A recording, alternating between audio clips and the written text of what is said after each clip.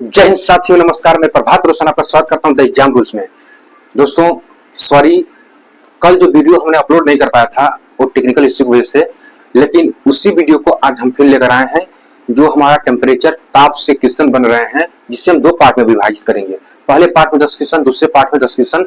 ये 10 क्वेश्चन मिलाकर के टोटल अगर क्वेश्चन देखोगे तो कम से कम यह तुम्हारा 50 या 40 क्वेश्चन बनेगा।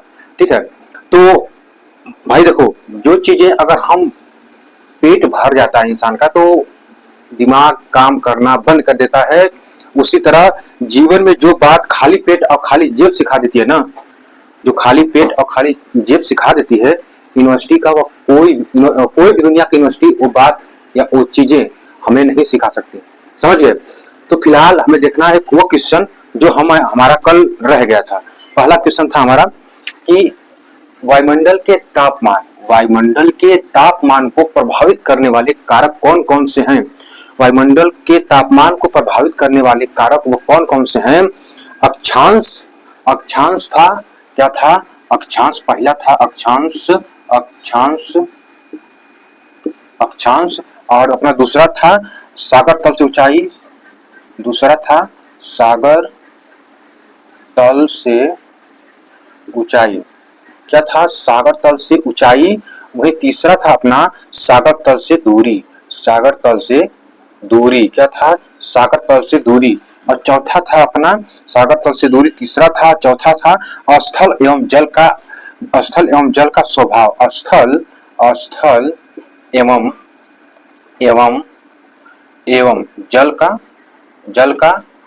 जल का स्वभाव। ठीक है, स्थल एवं जल का स्वभाव। और पांचवा था धरातलीय विशेषताएं। क्या था? धरातलीय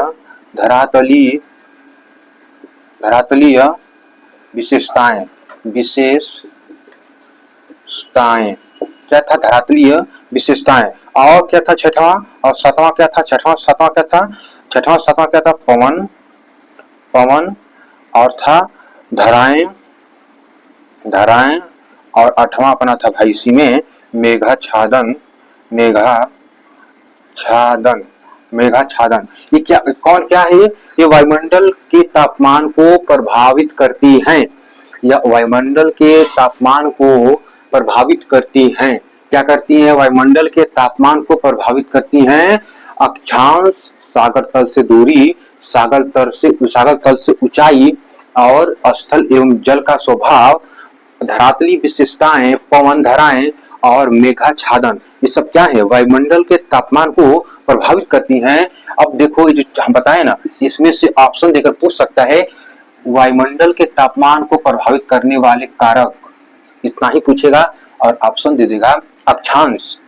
उसमें 3 ऑप्शन अलग अलग जोड़ देगा। वर्षा, क्या? तापमान, वर्षा। ठीक है, और धरातल, ये सब चीजें डाल देगा उसमें। अपना सही होगा ऑप्शन ए पर होता है अक्षांश। क्या होता है? अक्षांश। ठीक है, तो सही होगा अक्षांश अपना। और नेक्स्ट क्वेश्चन है तापीय प्रतिलोमन का सामान्य पतन दर कितना होता है। तापीय प्रतिलोमन का सामान्य ताप पतन दर कितना होता है।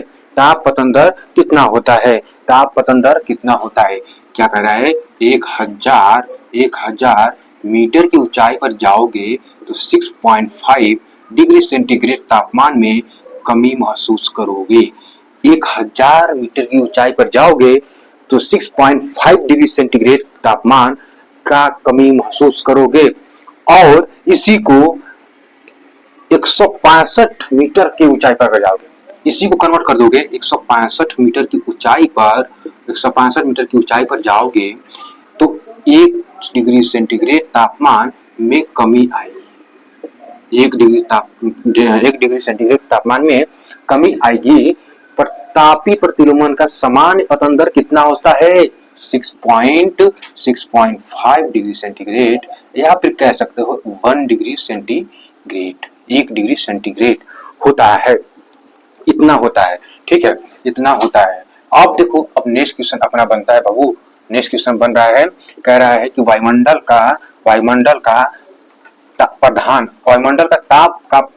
के ताप का प्रधान स्रोत हम किसे कहते हैं। वायुमंडल के ताप का प्रधान स्रोत किसे कहते हैं? पार्थिक विकिरण को किसे कहते हैं? पार्थिक विकिरण को कहते हैं। पार्थिक विकिरण को कहते हैं। पार्थिक विकिरण को कहते हैं। वायुमंडल का ताप का प्रधान स्रोत हम पार्थिक विकिरण को कहते हैं।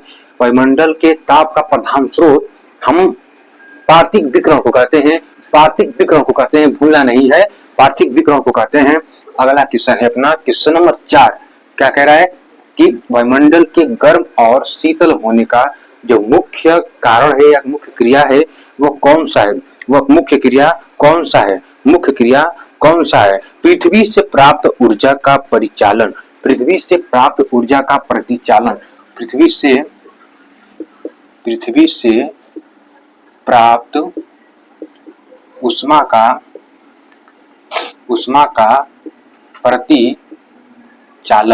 प्रतिचालन या फिर हम इसी को कह सकते हैं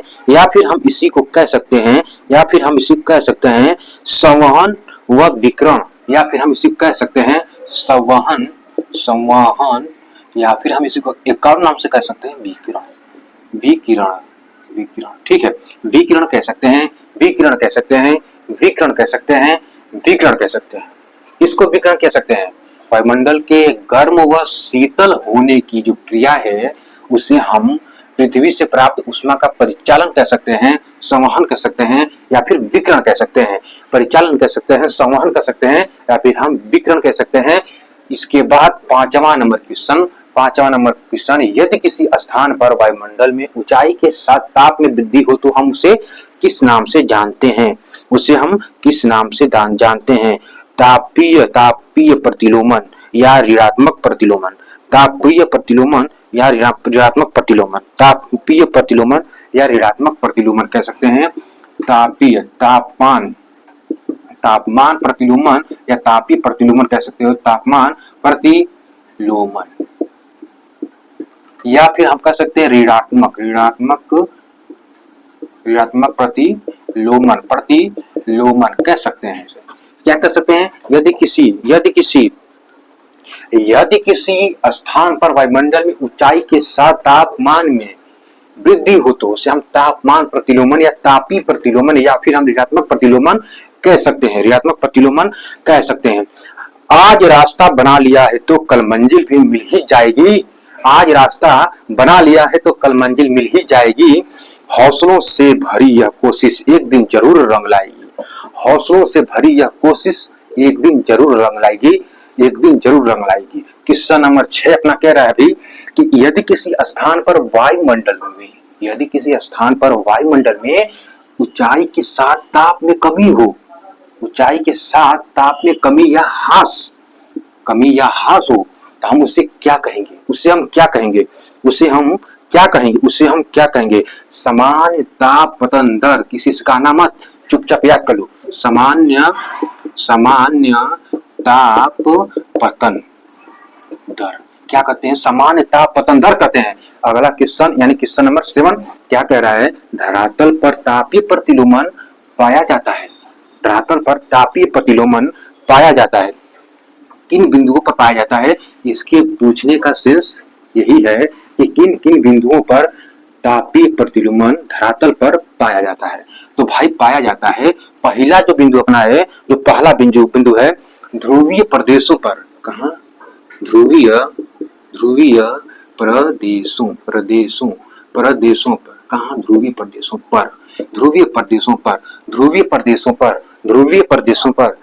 प्रदेशों पर। और दूसरा है मध्य अक्षांशीय क्षेत्रों पर।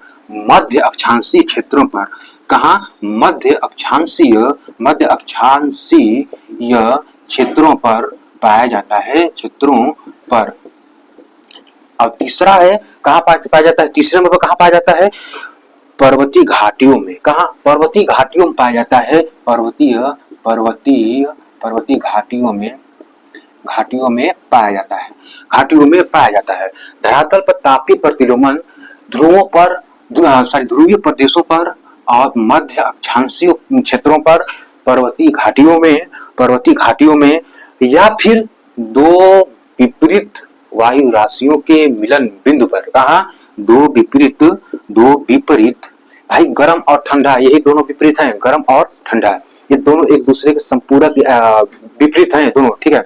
ये जहां पर दो वायरसियां मिलेंगी गर्म और ठंडा, वहां पर तापीय प्रतिलोमन की क्रियाएं देखी जाएंगी। इस चीज को हम पढ़ेंगे सागर के, जब हम पढ़ेंगे महासागर सागर के बारे में, तो इन दो बिंदुओं के मिलन बिंदु पर जो क्रियाएं होती हैं अगर महासागरों में मिलेंगी तो उनकी प्रतिक्रिया क्या होती है, उनकी जो महासागरों में जीव जंतु या जलीय जीव रहते हैं उनकी प्रतिक्रिया क्या रहती है, इन बिंदुओं पर हम इसे देखेंगे थ्योरी में। अभी हम करा रहे हैं क्वेश्चन, क्वेश्चन नंबर 8 है धरातलीय प्रतिलोमन या फिर विकिरण प्रतिलोमन की आवश्यक दशाएं क्या है, इनकी आवश्यक दशाएं क्या है, किसकी आवश्यक दशाएं पूछ रहा है कि धरातलीय प्रतिलोमन या और विकिरण प्रतिलोमन की आवश्यक दशाएं क्या है। जाड़े की ठंडी रात हो, क्या हो, जाड़े की ठंडी रात हो पहला। दूसरा है इसी में आकाश स्वच्छ और बादल रहित हो, आकाश स्वच्छ व बादल रहित हो, क्या हो, बादल रहित हो। तीसरा इसी में है भाई, इसमें तीसरा क्या है,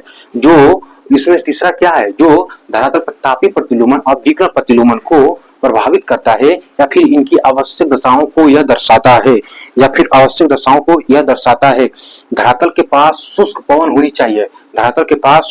होनी चाहिए, वायुमंडल शांत होना चाहिए, धरातल के पास शुष्क पवन होना चाहिए। और क्या कह रहा है, वायुमंडल शांत होना चाहिए, जैसे शांत माहौल में पढ़ाई होती है उसी तरह इसको भी शांत माहौल चाहिए होता है धरातलीय प्रतिलोमन के उत्पन्न होने के लिए, ठीक है। शांत वातावरण होना चाहिए। अगला क्वेश्चन नंबर 9, तापीय प्रतिलोमन कितने प्रकार का होता है भाई, ये 4 प्रकार का होता है, ये 4 प्रकार का होता है, लेकिन कौन कौन से होता है प्रकार, इसके प्रकार का क्या नाम है, इन चारों प्रकारों को हम कल यानी कि पार्ट 2 में देखेंगे। नेक्स्ट क्वेश्चन है वायुमंडल में तापमान के फैलाव व संकुचन को क्या कहते हैं। वायुमंडल में तापमान के फैलाव व संकुचन को क्या कहते हैं, हम उसे कहते हैं